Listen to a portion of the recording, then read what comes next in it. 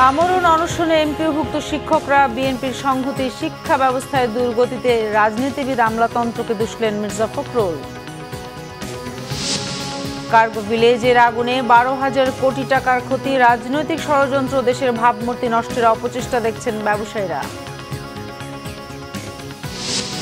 নিহত জগন্নাথ শিক্ষার্থী জুবায়েদের জানাজা সম্পন্ন, বিচার চাইলেন শোকগ্রস্ত বাবা, হত্যাকারীদের গ্রেফতারের দাবিতে শিক্ষকদের আলটিমেটাম।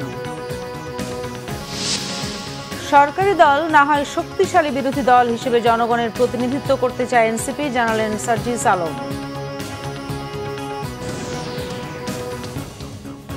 দেখছিলেন ক্রাউন সিমেন্ট সংবাদ শিরোনাম, এবারে বিস্তারিত। 3 দফা দাবি আদায়ে কেন্দ্রীয় শহীদ মিনারে আমরণ অনশন ও শিক্ষক সমাবেশ কর্মসূচি পালন করছেন এমপিওভুক্ত স্কুলের শিক্ষক কর্মচারীরা। সারা দেশের হাজার হাজার শিক্ষক এই কর্মসূচিতে যোগ দিয়েছেন। শিক্ষকদের আন্দোলনের সঙ্গে একাত্মতা ঘোষণা করেছে বিএনপি। এদিকে টানা 9 দিন ধরে শিক্ষকদের আন্দোলনে বছরের শেষ দিকে এসে পাঠদান বন্ধ রয়েছে 30,000 মাধ্যমিক বিদ্যালয় ও মাদ্রাসায়। রোকনুজ্জামানের রিপোর্টে বিস্তারিত। মূল বেতনের 5% বাড়ি ভাড়া বাড়ানোর সরকারের প্রস্তাব প্রত্যাখ্যান করে আন্দোলন অব্যাহত রেখেছে এমপিওভুক্ত শিক্ষা প্রতিষ্ঠানের শিক্ষক কর্মচারীরা। সোমবার বেলা 11টা থেকে সারা দেশ থেকে আসা হাজার হাজার শিক্ষক কর্মচারী শিক্ষক মহাসমাবেশে যোগ দেন। মূল বেতনের 20% বাড়ি ভাড়া সহ 3 দফা দাবি আদায় না হওয়া পর্যন্ত আন্দোলন চালিয়ে যাওয়ার ঘোষণা দেন তারা। এত কম বেতন সেটা আমাদের বলার ভাষা নাই। 13,000-15,000 টাকা একটা শিক্ষক এই দ্রব্যমূল্যের বাজারে, তার জন্য কি হয়? 20%-এর নিচে কোনো কথাই নাই। 1,000 টাকা বাসা ভাড়া কোথায় পাওয়া যায়? আমি আমার প্রধান উপদেষ্টা, প্রধান শিক্ষা উপদেষ্টা এবং সচিব ওনাদের কাছে একটু জানতে চাই। 5% আমরা মানি না, আমাদেরকে 20% দিতে হবে বাড়ি ভাড়া। আমাদের ট্রেনিং দেয়, যে ট্রেনিংটার ক্ষেত্রে আমাদের অনেকই ফায়দা হয় না। ওখানে আমাদের অতিরিক্ত টাকা খরচ করে, যেই টাকাগুলো মাত্র মনে হয় 5% আমরা পাই, আর বাকিগুলো বিভিন্ন আমলারা বিভিন্ন লোকেরা খেয়ে ফেলে। দাবি আদায়ে আমরণ অনশন কর্মসূচি শুরু করেন শিক্ষকরা। দাবি পূরণ না হওয়া পর্যন্ত অনশন চলবে বলেও জানান শিক্ষক নেতারা। শহীদ মিনারে গিয়ে শিক্ষকদের সাথে চলমান আন্দোলনে সংহতি জানান বিএনপি যুগ্ম মহাসচিব শহীদুদ্দিন চৌধুরী আনি। আজকে আমাদের দলের পক্ষ থেকে একাত্মতা প্রকাশ করলাম, শেষ করলাম না। আগামী দিনে জাতীয়করণের মধ্য দিয়ে আপনাদেরকে আমরা নিশ্চিত করতে চাই আমরা আপনাদের সঙ্গে থেকেই কাজ করতে হবে।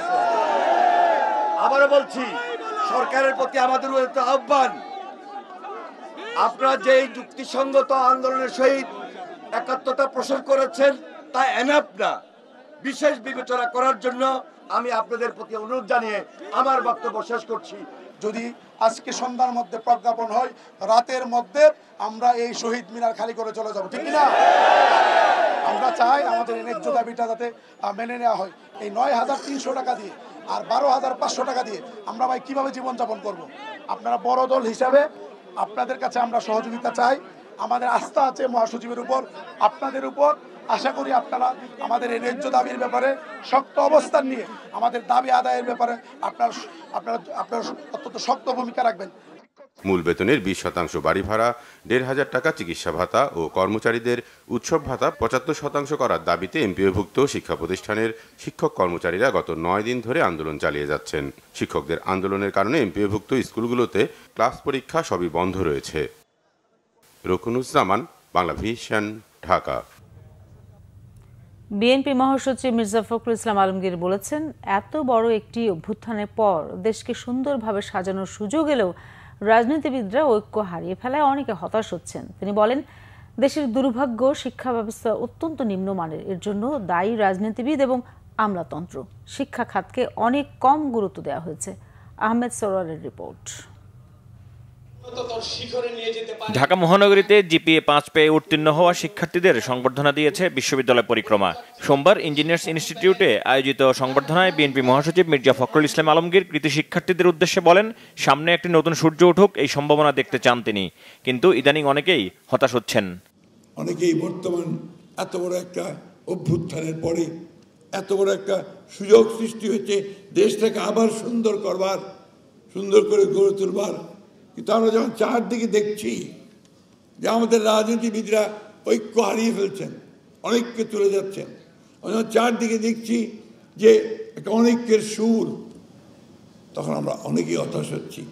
আমাদের দুর্ভাগ্য আমাদের দেশের শিক্ষা ব্যবস্থা সেই রকম তো নয়, বরঞ্চ অত্যন্ত নিম্নমানের। এর জন্য দায়ী রাজনীতিবিদরাই, এর জন্য দায়ী আমরাই, এর জন্য দায়ী আমাদের আমলাতন্ত্র। এখানে শিক্ষার উপরে খুব কম গুরুত্ব দেওয়া হয়েছে।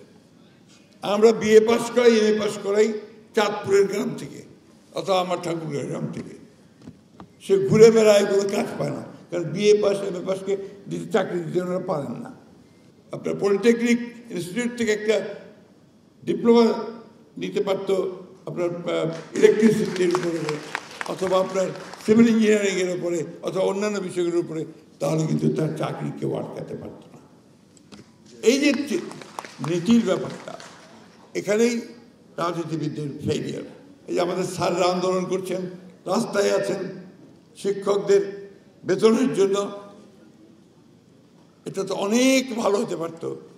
মির্জা ফখরুল বলেন, দেশে এখন ক্রান্তিকাল, একটি অস্থির অবস্থা চলছে।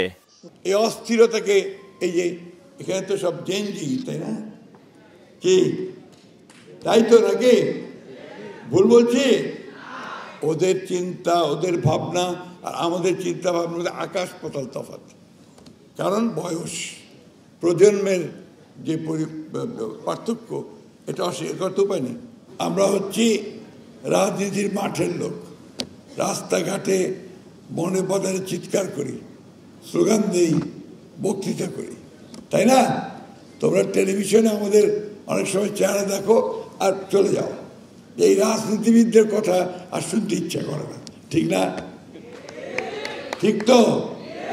হ্যাঁ, কিন্তু দুর্ভাগ্যক্রমে এই রাজনীতিবিদরাই একটা দেশের ভাগ্য নিয়ন্ত্রণ করে। তারাই পথ তৈরি করে অথবা পথ নষ্ট করে।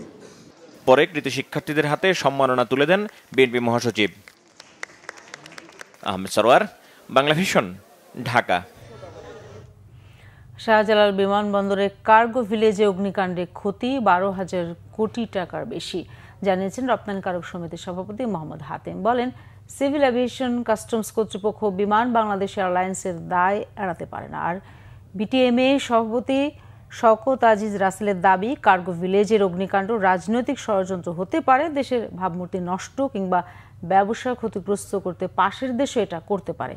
রাজধানীর একটি হোটেলের শীর্ষ ব্যবসায়ী সংগঠনগুলোর মতবিনিময় অনুষ্ঠানে এক্সপোর্টার্স অ্যাসোসিয়েশন অব বাংলাদেশ ইএবির পক্ষ থেকে অগ্নিকাণ্ডের ঘটনার সুষ্ঠু তদন্তে সরকার ও ব্যবসায়ী প্রতিনিধিদের সমন্বয়ে পূর্ণাঙ্গ কমিশন গঠনের দাবি জানানো হয়েছে। তাদের প্রশ্ন, এই ঘটনা কি নিছক দুর্ঘটনা নাকি পরিকল্পিত ষড়যন্ত্র? এতে শুধু আর্থিক ক্ষতি নয়, দেশের ভাবমূর্তি ক্ষুণ্ণ হয়েছে মত তাদের। কার্গো ভিলেজের আগুনে শুধু ওষুধ শিল্পের অন্তত 200 কোটি টাকার কাঁচামাল পুড়ে গেছে, চামড়া শিল্পের 12 কোটি আর রপ্তানি খাতের অ্যাক্সেসরিজ পণ্যের 23 কোটি টাকা ক্ষতি হয় বলে জানান ব্যবসায়ীরা। এ সময় বিটিএমএ সভাপতি জানান, কার্গো ভিলেজের অগ্নিকাণ্ডের ঘটনা কারখানায় হলে মালিককে ধরে নিয়ে যেত সরকার, তাই যাদের অবহেলায় অগ্নিকাণ্ড হয়েছে তাদের আইনের আওতায় আনা উচিত। বাহির থেকে ফায়ার সার্ভিসের গাড়ি আসলো, তাদের প্রবেশে বিলম্ব হলো কেন? এর জন্য দায়ী কারা? ভবিষ্যতে এ ধরনের ঘটনার দায় কেউ যেন এড়াতে না পারে, সেই জন্য দায়িত্ব অবহেলার শাস্তি কি হবে? আমরা মনে করি এসব প্রশ্নের উত্তর খুঁজে বের করতে সরকারের পক্ষ থেকে অবিলম্বে একটি স্বচ্ছ ও কার্যকর তদন্ত করা অত্যন্ত জরুরি। এভাবে যদি ক্রমশ ফ্যাক্টরি পরের পর অগ্নিকাণ্ড হয়, হইতে হইতে শেষ পর্যন্ত একটা আন্তর্জাতিক বিমানবন্দরে হয়, আপনারা চিন্তা করেন আন্তর্জাতিকভাবে আমাদের ভাবমূর্তি কোথায় যাবে। বর্তমান আইন শৃঙ্খলা বাহিনী দিয়ে নির্বাচন অনুষ্ঠানের সমস্যা হবে না বলে মনে করেন স্বরাষ্ট্র উপদেষ্টা জাহাঙ্গীর আলম চৌধুরী। সচিবালয়ে কোর কমিটির বৈঠক শেষে তিনি এমন মন্তব্য করেন। উপদেষ্টা বলেন, দেশে সবকিছুতেই ঝুঁকি ও চ্যালেঞ্জ থাকবে, তারপরও নির্বাচন ভালোভাবে আয়োজন সম্ভব হবে। জানান, বডি ক্যামেরা কেনার বিষয়ে সিদ্ধান্ত বরাদ্দ হয়েছে, তবে দাম নির্ধারণ হয়নি। সাংবাদিকদের এক প্রশ্নের জবাবে উপদেষ্টা জানান, আগুনের বিষয়টি নাশকতা কিনা তা এখনই বলা সম্ভব নয়। তিনি বলেন, এ বিষয়ে কমিটি গঠন করা হয়েছে। প্রবাসীদের সুবিধা দিতে পাসপোর্টের ফি কমানোর বিষয়টি প্রক্রিয়াধীন। বিমানবন্দরে ই গেট এ সপ্তাহেই খুলে দেওয়া হবে বলে জানান স্বরাষ্ট্র উপদেষ্টা। আমাদের পক্ষে ইলেকশন কন্ডাক্ট করা কোনো রকমের কোনো অসুবিধা হবে না। এটা অবস্থা বডি ক্যামেরা মানে এটা তো ইসে না যে বাজার থেকে সাথে সাথে কিনে নিয়ে আসতে পারবো না। এটার জন্য যে প্রসিডিউর যেটা ওটা ফলো করা হইতেছে, আল্লাহ দিলে কিনা হয়ে যাবে। এবারে সংশয় আছে দেখি তো আমরা এইবার প্রশিক্ষণ ব্যবস্থা করতেছি। তারপরে আমরা বলতেছি যে ধরেন যে এর আগে আমরা বলছি যারা যে অনেকগুলি নির্বাচন, গত 3টা নির্বাচন যেটা অবৈধ নির্বাচন, ওইগুলিতে যারা পার্টিসিপেট করছে তাদের আমরা যতটা সম্ভব তাকে দূরে রাখার চেষ্টা করব। নির্বাচন কমিশন সচিব আক্তার আহমেদ বলেছেন, সুষ্ঠু নির্বাচনের অনুকূল পরিবেশ আছে। নির্বাচনের আগে পরে 8 দিন মাঠে থাকবে আইন শৃঙ্খলা বাহিনী। নির্বাচনের পরিবেশ নিয়ে সংশ্লিষ্টদের পক্ষ থেকে কোনো উদ্বেগের কথা জানানো হয়নি।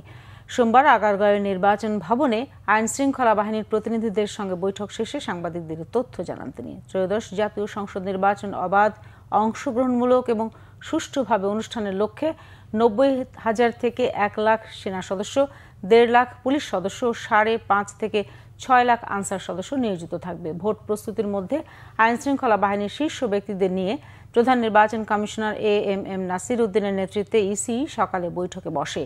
স্বরাষ্ট্র মন্ত্রণালয়ের সিনিয়র সচিব নাসিমুল গনি, আইজিপি বাহারুল আলম, সেনাবাহিনী, নৌবাহিনী, বিমান বাহিনী, সশস্ত্র বাহিনী বিভাগ, border guard Bangladesh BGB, coast guard, Ansar ও VDP, DGFI, NSI, RAB, special branch, SB ও CIDর শীর্ষ কর্মকর্তারা উপস্থিত ছিলেন। পরে সচিব সাংবাদিকদের জানান, সব বাহিনী সহযোগিতার আশ্বাস দিয়েছে।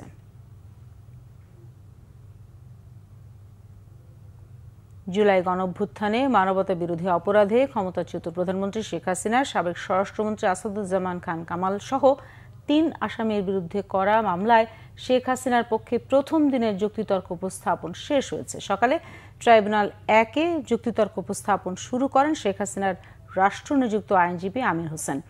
তিনি ট্রাইব্যুনাল আইনের নানা সীমাবদ্ধতা আছে দাবি করে বলেন, এই আইনে বিচার হলে তা হবে প্রশ্নবিদ্ধ। এছাড়া শেখ হাসিনার বিরুদ্ধে উত্থাপিত রাষ্ট্রপক্ষের নানা যুক্তির বিরোধিতা করেন। বলেন, মুক্তিযোদ্ধা কোটা পুনর্বহালে শেখ হাসিনার হাত ছিল না, সরকার চালাতে গেলে অনেক অপ্রিয় কাজ করতে হয়। পরে মঙ্গলবার পর্যন্ত যুক্তিতর্ক উপস্থাপন মুলতবি করে ট্রাইব্যুনাল। এর আগের 5 দিনে এ মামলার অভিযোগের পটভূমি ও সাক্ষীদের জবানবন্দি বিশ্লেষণ করে যুক্তি উপস্থাপন করেন চিফ প্রসিকিউটর তাজুল ইসলাম। সকালে শেখ হাসিনার মামলায় একমাত্র গ্রেফতার আসামি ও রাজসাক্ষী চৌধুরী আব্দুল আল মামুনকে ট্রাইব্যুনালে আনা হয়।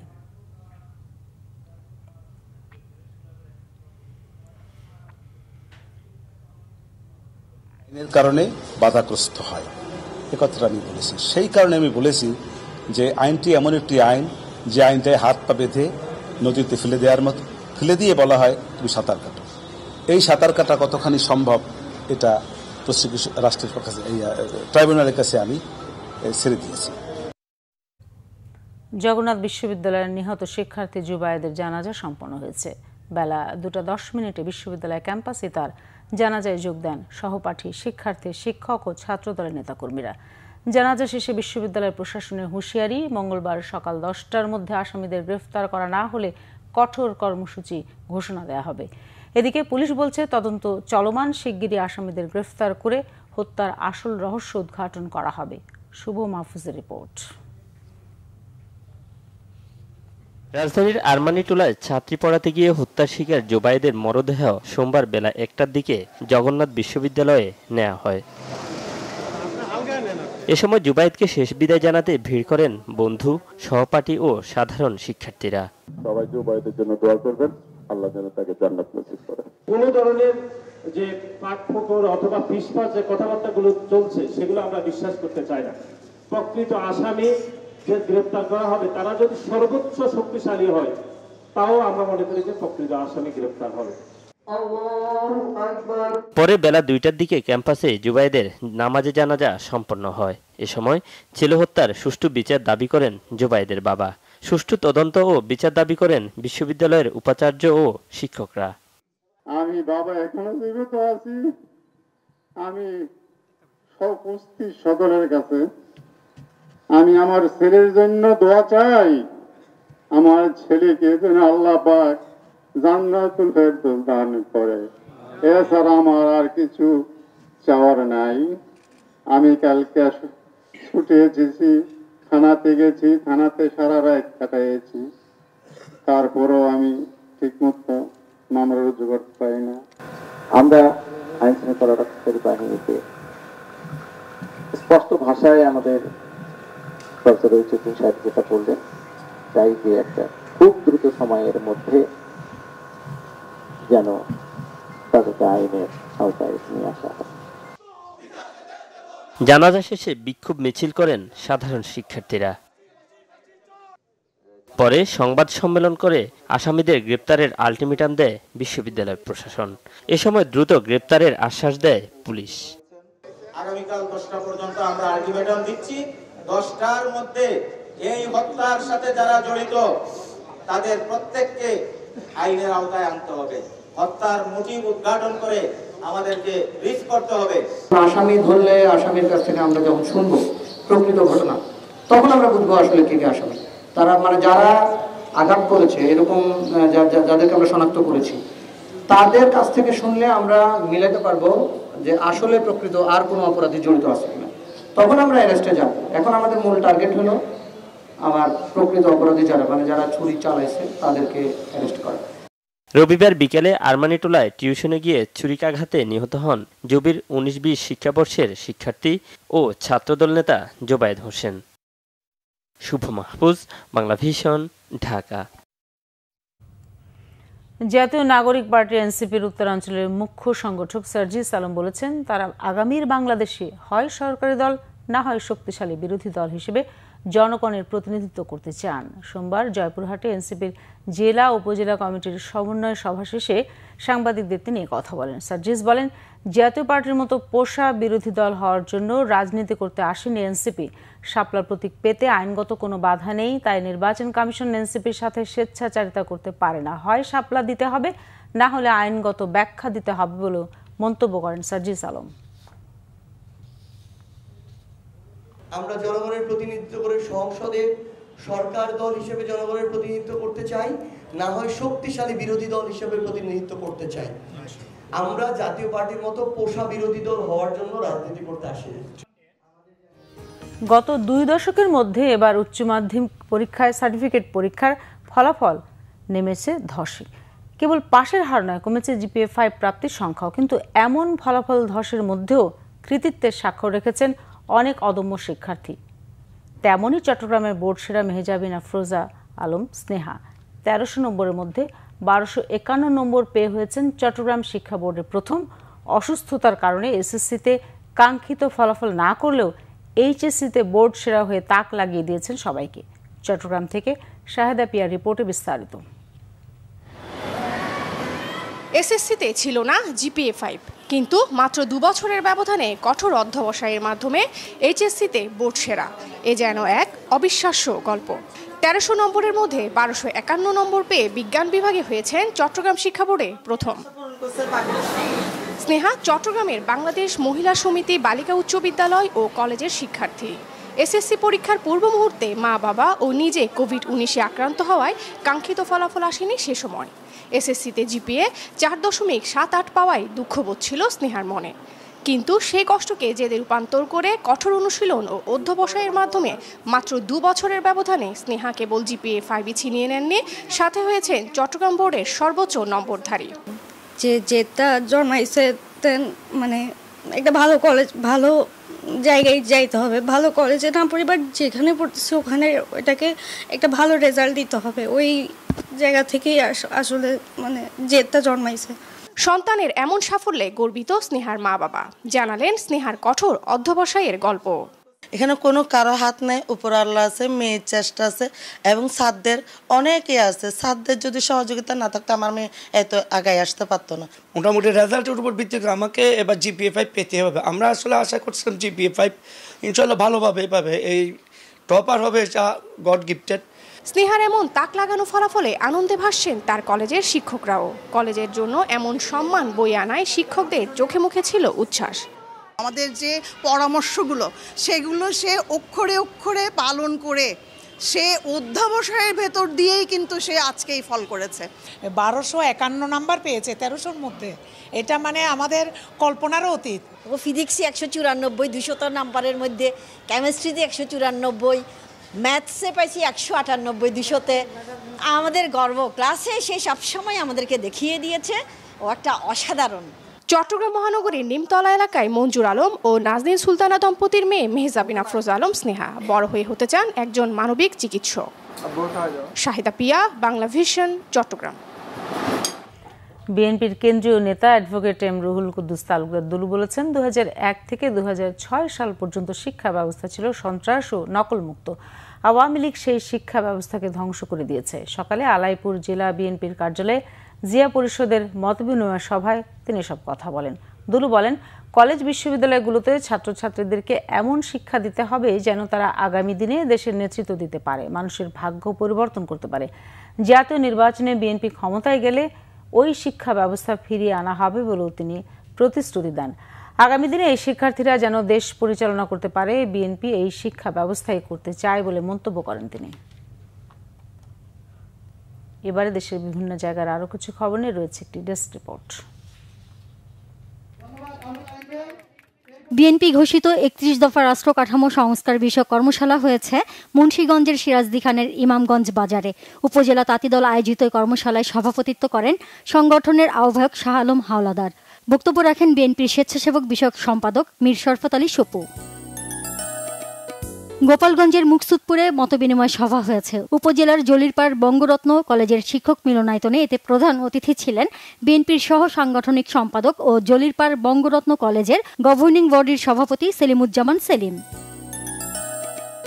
চট্টগ্রামের সাতকানিয়া উপজেলার আমিলাইশ ইউনিয়নের 6 নম্বর ওয়ার্ডে অগ্নিকাণ্ডে ক্ষতিগ্রস্ত পরিবারের মাঝে ঢেউটিন বিতরণ করেছে বিএনপি। চট্টগ্রাম দক্ষিণ জেলা বিএনপির আহ্বায়ক কমিটির সদস্য শেফায়েতুল্লাহ পুড়ে যাওয়া ঘরগুলো পরিদর্শন করে ক্ষতিগ্রস্ত প্রতিটি পরিবারকে ঢেউটিন দেন।